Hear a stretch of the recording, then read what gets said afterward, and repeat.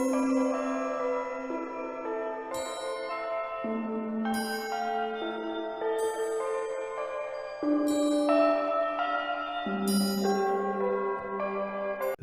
दुआरे तुम रखवारे, होत न आज्ञा बिनु पैसारे। सब सुख लहे तुम्हारी सरना, तुम रक्षक काहू को डरना। अर्थात आप प्रभु श्री राम जी के महल के द्वार के रखवाले हैं। आपकी आज्ञा के बिना वहाँ कोई भी प्रवेश नहीं कर सकता। ऐसे ही आप अपने भक्तों के जीवन में भी एक रखवाले का ही कार्य करते हैं और हर संकट से उनकी रक्षा भी करते हैं, और इसके लिए मैं आपको शत शत प्रणाम करता हूँ। जय रघुनंदन, जय श्री राम। दोस्तों, मैं हनुदास आप सभी लोगों का हार्दिक स्वागत करता हूँ हमारे YouTube channel the mystery of immortal talks में। दोस्तों, आज की इस वीडियो में हम आपको बताएंगे एक भक्त का सच्चा अनुभव कि कैसे एक भक्त जिसके पास एक भी पैसा नहीं था, वो कैसे श्री हनुमान जी की कृपा से ओडिशा जा पाया माँ आदि शक्ति के दर्शन करने के लिए। तो वीडियो की शुरुआत करते हैं। दोस्तों, मैं अपना नाम गुप्त रखना चाहता हूँ। मैं दिल्ली शहर का रहने वाला हूँ। मेरी उम्र 28 साल है और मैं पिछले 4 सालों से श्री हनुमान जी की भक्ति कर रहा हूँ।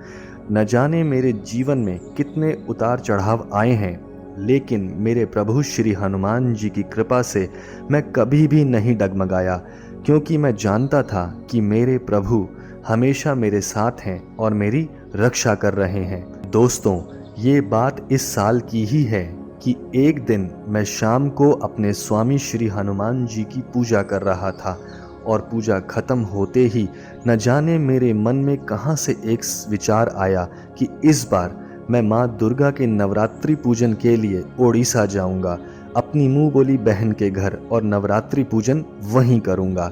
ये बात सोचते ही मेरे मन में एक खुशी का सैलाब उमड़ पड़ा था, लेकिन ये खुशी थोड़ी देर की ही थी, क्योंकि मेरे पास जाने के लिए पैसे नहीं थे। और ये बात सोचकर मेरी आंखों से आंसू आ गए, और तभी मैंने उस आदि शक्ति माँ दुर्गा को सच्चे मन से याद किया और कहा कि माँ, मैं तेरे दर्शनों के लिए आना चाहता हूँ, अब तू ही कुछ रास्ता बना।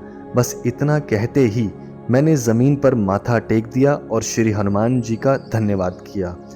दोस्तों, थोड़े दिनों के बाद मेरी मुंह बोली बहन ने मुझे कॉल किया और मेरा हाल चाल पूछा, और सब पूछने के बाद उसने कहा कि इस बार हम नवरात्रि साथ में करेंगे, तुम मेरे पास यहाँ आ जाओ उड़ीसा। ये बात सुनकर मुझे बहुत खुशी महसूस हुई, लेकिन अंदर से मैं बहुत दुखी भी था कि जाने के लिए पैसे भी नहीं थे। अचानक से बहन ने कहा कि मैंने तुम्हारी प्लेन की टिकट्स करवा दी हैं, तुम 5 अक्टूबर को मेरे पास पहुंच जाओगे। और उसके बाद बहन ने माँ से बात की और मैं वहाँ से चला गया। दोस्तों, मैं सोचने पर मजबूर था कि ये सब कैसे हुआ और किसने किया।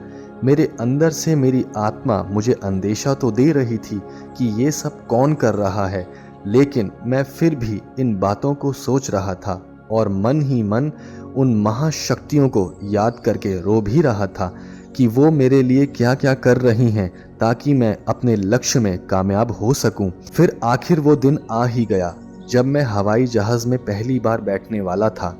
मेरे दिल की धड़कन बढ़ी हुई थी और मैं डरा भी हुआ था कि कैसे क्या होगा। और जैसे तैसे मैं हवाई जहाज़ में बैठ गया, और जैसे ही हवाई जहाज़ उड़ा मुझे घबराहट होने लगी और मैं मन में ही राम नाम का जाप करने लगा, और देखते ही देखते हवाई जहाज़ बादलों से ऊपर पहुंच गया और वहां मैंने एक बहुत बड़ा इंद्रधनुष देखा।